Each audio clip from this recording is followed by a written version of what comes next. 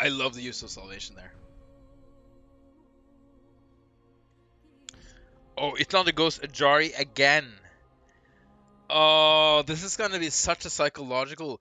Oh, here's the thing though. Like, even if Ytlander doesn't go for the Wardens, PigeonWrench is gonna remember this game, and he's gonna potentially um, overmake anti-air, right? We'll see. We'll see. What a crazy strategy from Ytlander. I like this. Okay, why did this happen? Okay, there we go. Um, all right. So Ytlander, for anyone tuning in, Ytlander is up 1-0, and he needs to win one more game to win the round match. PigeonWrench has to win too. But it's anyone's, anything can happen.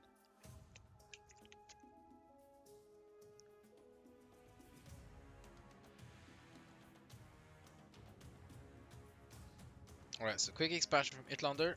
Oh, no quick expansion from PigeonWrench. PigeonWrench going for the pressure build. He's gonna make one Ether, one Altar of the Worthy to get his tier 1 units going. And meanwhile, Ytlander is gonna make his Legion Hall. So if PigeonWrench had put down like a second Legion Hall, Ytlander could have been not in trouble, but it would have been like a pressure build that Ytlander might have like ended up losing his natural or something. But no. It's just a safe expo here. So PigeonWrench is gonna have. Oh, interesting. Quick Icors.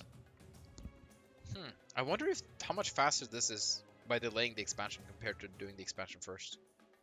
I'm not sure.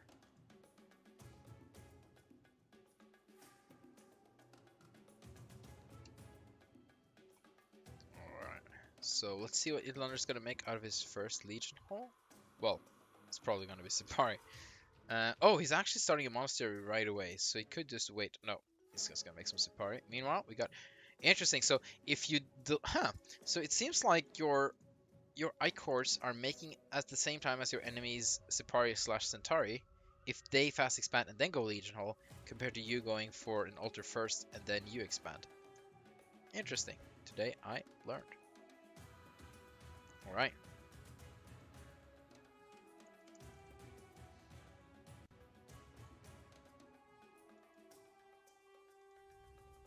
Yeah, so they're... Oh, where are these Icors going? They're not going for the Pyre. Those 3 first Icor may be looking to do something cheeky. He may try and get this Pyre. Oh, he sees... Okay, he could try and catch the Sipari off guard, though. That would be bad for Ytlander. Yeah, he's gonna probably get at least 1 Sipari. Oh, okay, he doesn't lose the Pyre. That's good. But he's gonna lose 1 Sipari. Maybe 2? No. Only loses 1. But, okay, he already has a Zephyr in the main base. This is so good for Ytlander. 3 Icors are not gonna do that much. They can maybe get a worker or 2, but if they do that, they're gonna have to sacrifice themselves. Okay. Yeah, exactly. Okay, actually going for the Sipari might have been... No. Oh, but Ytlander missed microing a little bit here, and... Well, actually, he didn't lose... Okay, I take that back. He didn't lose a single worker. He played exceptionally well. So only an Icor lost and a lot of damage done, but no like permanent damage. No units were actually... No units were harmed in this interaction. Or were killed at least. Many units were harmed, none were killed. Meanwhile, more Icors, a lot of more Icors. Is he upgrading? I think there should be an icon if this thing is upgrading. So I don't think they're getting the speed upgrade. They don't have the speed upgrade. So he's either going to go for another round or he may have forgotten about it. Alright, so we got just half of this expansion up and going. Same for Ytlander. We'll keep on the Hardened Flame coming up. And a... No, okay, and a Soul Foundry. I'm not going to say a quick Soul Foundry. It's not that quick. Well, it could have been slower, of course. Could have been staying on tier 1 longer. So, Ytlander might be just going for, like, just a powerful army. Maybe he's trying to go quick into Absolvers. Maybe Dervish. But seeing the Icors, probably Absolvers. Quite a lot of Icors now. Oh, one of these... One, oh, no, you don't want to kill that! That's going to give him the Pyre. That's unfortunate. It's so hard, though, to control. Oh, he's going to lose all the Sipari. I think the Zephyr should be able to deal with this. Okay, here comes Mala. Ooh, to get those Queedles.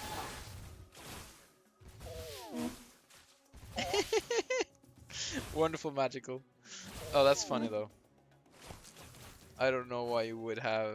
I don't know why you would do that to yourself, but that sounds like a wonderful experience. Okay, so interesting micro battle going here. Another Zephyr goes down. So that was okay. As Icors fighting Zephyrs, that was about as good as it gets. Because Zephyrs are not like you don't want to fight Icors versus Zephyrs. But you know when you have like 7 Icors and versus only 3 Zephyrs, you can do some damage. So yeah. Icors were nerfed a bit versus heavy and medium, so to make Zephyrs and Sakals better at countering them. So yeah, in the last patch, just want to point that out. All right, so more Pyre being fought over.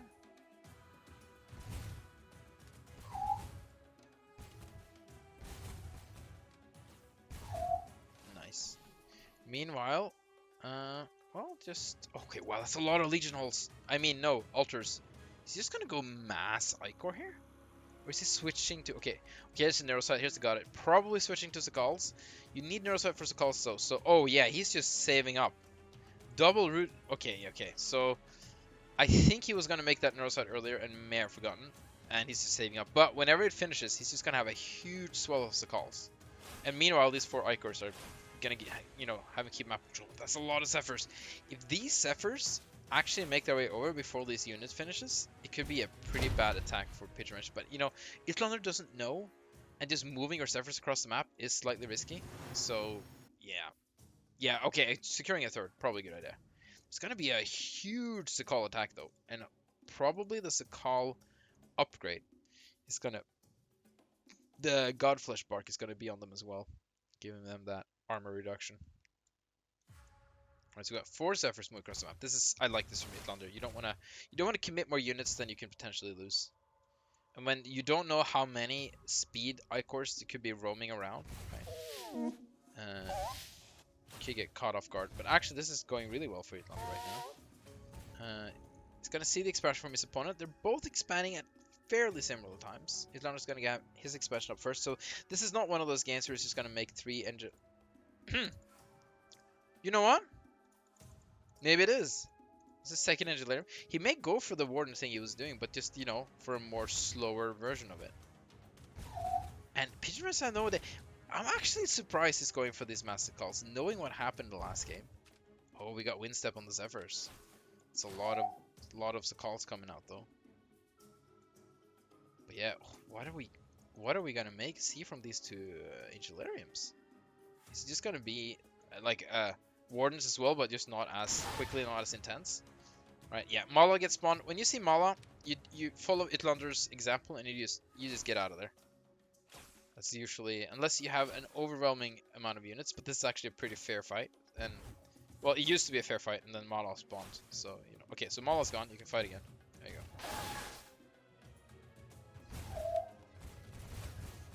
Ytlander has a lot of pyre built up. You can go for a big salvation play. Okay, there we go. Here comes the Wardens. 2 at a time. You know, just like Noah's Ark or something. He saved all the Wardens in the boat. As the story goes. Alright, let's see what else PigeonWrench is up to. Red Veil. Probably for Dread Sisters. Could be Bloodbounce, but I doubt it. Bloodbounce not particularly good versus Zephyrs, and that's the only thing he's seen from Ytlander right now. This is a lot of Sakals. If he pressures with these Sakals, well, that could be really strong, but on the other hand, Ytlander has Wardens now, and Wardens just deal with Sakals, you know, until they don't, but yeah. Okay, so that's a nice concave from Ytlander, but there's just so many Sakals. I think he's just gonna lose these Zephyrs, unfortunately. Alright, he's retreating, but towards his enemy. So, that is unfortunate. Yeah. This is an unfortunate engagement for Ytlander. It's a good engagement for PigeonWrench, of course, and all those Zephyrs are gone. You look at the supply too, Ytlander went down. But, you know, Ytlander has all these wardens scattered about. He could just do the same thing again. There is no anti-air. Well, here comes some Thrums. Interesting, he made... Okay, we got some Thrums. Thrums, Icors, and Sakals. It's a single one. Okay, so these wardens are not here to end the game. They're here to harass and be annoying. Well, so many of them over here, though. Oh, he only moved 3 of them instead of all of them. He has 3 back here. I don't know if he knows that they're... Okay, now he knows. And what happened to... Okay, this warden has been going on a couple of trips back and forth, but I think the warden is heading over, just doing some harassment. We have some thrums here, though, and an Aerox. Okay, so we got 5 thrums and a group of Zephyrs. Okay, we have a harassing warden. No, 5 wardens, sorry. Don't listen to me. I just say things that are not true. Okay, will PigeonWrench try and kill the Ancient One? He hasn't made... Oh yeah, he will. But here comes the wardens, though. The wardens are just gonna slaughter the Sakals. There's nothing here that shoots up. Because everything that shoots up is back here dealing with this harassing warden. Oh, this is such a good engagement for Ytlander. Okay, but he's gonna end up focusing on the Ancient One. Right. Well, fire is important for Ajari. Wow, that is already a lot of fire for Ajari. So, Ytlander's gonna have some big salvation plays in the near future available for him. And even more, 300 pyre built up. He hasn't used it. Oh, and he has some extra pyre lying on over here. He's just got pyre everywhere stored up. So Dread Sisters are decent versus wardens. They can lock them in, but yeah, you're gonna need the thrums and the Aerox to actually deal with them. Meanwhile, we got defenses coming up, but it's a bit late. I think the thrums will be able to shoot this down before the defenses come up, which means that the Zephyrs need to retreat. And the wardens, well, there's a couple here. Where are the rest of the wardens? Oh, there they are. It's just hard to spot. Okay. Oh, he has sentinels. Okay, he's just super fine then. I didn't even see those. Yeah, double Engineer in play. Air-wise, Ajari likes to go air. Ajari has really strong air units, so that makes sense. And they're missing the Halaber on the ground, so compared to Warzone. Okay, here comes salvation play. Very nice. And then PigeonWrench just has to retreat from that. You don't want to fight during salvation. Oh, he's gonna pick off so many throws. Okay, salvation is gone now. So PigeonWrench might want to turn around and fight. I don't know though. He's gonna root down some Zephyrs. Yeah, good point, Magical. Losing that many units. Sorry, if I respond really late when you comment something, that's because I'm on a 90-second delay here. It's probably even more than 90 seconds. I put in 90 seconds on OBS, but Twitch is probably adding a couple of seconds as well by default, so it's probably more than that. Alright, so there's a push here from Ytlander. I don't think this push is going to work, to be honest. It's not that big of an army right now, and it's quite a lot of defensive units, and he's going to lose the Sentinels. This is unfortunate. He did kill all the Thrums, though, so I guess that's fine. Does mean that the Thrums could be remade, but there are static defenses there as well, so... Oh, actually using Heaven's Aegis. So he has a lot of fire, so should be fine. Oh, he has Absolvers, and Absolvers are getting extra armor, and that is very helpful versus these units, and I think PigeonWrench's army is just gonna get slaughtered here. I don't think it's technical enough, it's just too many mass hunters, and they don't even use the offerings, so this is... Oh. Actually, he did... Huh. He did fight through the ground army. Air army escaped. So I guess that's kind of an even exchange. PigeonWrench is actually quite high up in supply now. He's doing really well. Just massing out a lot of basic units with those powerful spellcasters. It's gonna make some of the units bigger too. Got those new cool Mala animations here. Oh, we have some Wardens. The Wardens can deal some damage, but they have to make sure they don't get caught by the Mass Hunters. Almost loses a Warden there. Ytlander can go for another salvation play if he wants to. He has 228 pyre.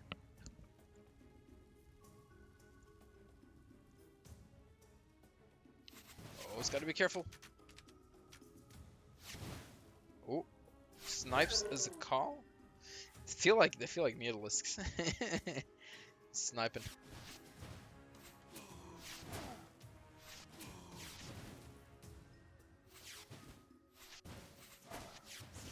Wow, deals a lot of damage, but loses a Warden. Finally, I would say, because he's been very efficient with the Warden usage there. I think PigeonWrench actually wants to go for some Aerox to try and catch them. To be honest, he has the double. No, he has one bone canopy. Never mind. Pretty similar on supply now. And oh, Ytlander's taking bases I have not seen. I think he actually took this base before upgrading this one, or maybe at the same time. But you know, he's got a pretty good hole in the map. Got some nice areas. There's still no anti-air in the base here to protect from these wardens. He has to bring all the mass hunters back. They're all very low and can be sniped. Okay, one of the root cradles goes. Well, there we go. Both the root cradles go down. No more upgrades for PigeonWrench. Ah, I wish we could see what upgrades everyone. New base is under attack. This is quite annoying to deal with. But PigeonWrench has the force to deal with it. It's just not that mobile. So Ytlander has to respect the strength of PigeonWrench. But Ytlander has the mobility. He's gathering up a nice force here. He's got 4 absolvers. It's gonna be very helpful versus this number of weakened mass hunters. Yeah, you really want to try and heal them with your blood well, but blood well can only heal 1 unit at a time. So this one in particular right now, and now this one. So yeah. Oh, Ancient One is under attack. Blood well is gonna go down. Oh, and he catches 3 Dread Sisters off. That is unfortunate, but I don't think Ytlander wants to attack versus the main force of PigeonWrench. Oh, I guess he will. Let's see, okay, use Salvation here. That is helpful. It's gonna not siege up the Absolvers because PigeonWrench is just retreating as you should versus Salvation. So this Salvation, well, it forced PigeonWrench out of position, but it wasn't a position that PigeonWrench was super interested in holding. So, of course, overall it was a good exchange for Ytlander because Salvation is basically, that's what it does. It forces a good exchange. But I think PigeonWrench handled that situation very well. And yes, going to this tower and healing up all your mass hunters is really where you want to go. Will he be able to hold on to his third base though?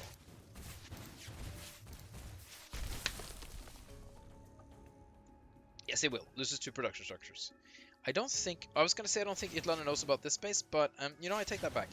He definitely knows about it now. Oh, but he's gonna try and force a fight.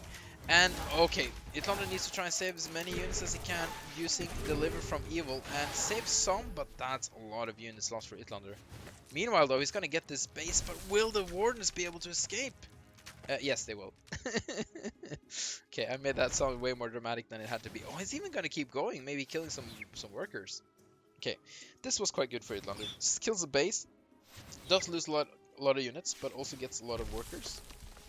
Castle the building. I'm not quite sure what building that was. Maybe another root cradle.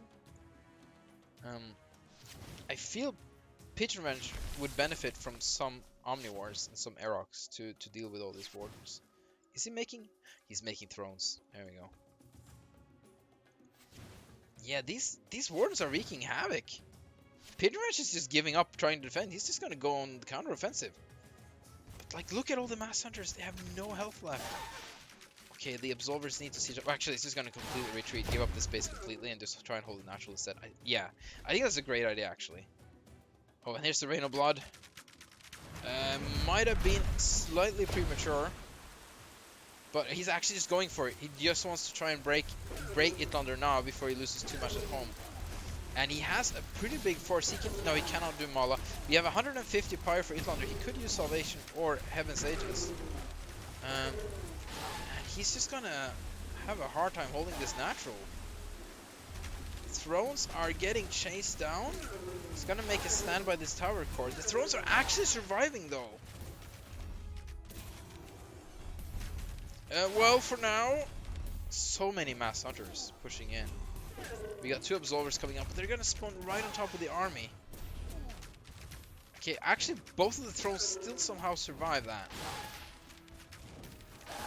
But he's gonna lose the base. Meanwhile, he's just in there sniping. He's trying to snipe all the main bases of PigeonWrench again.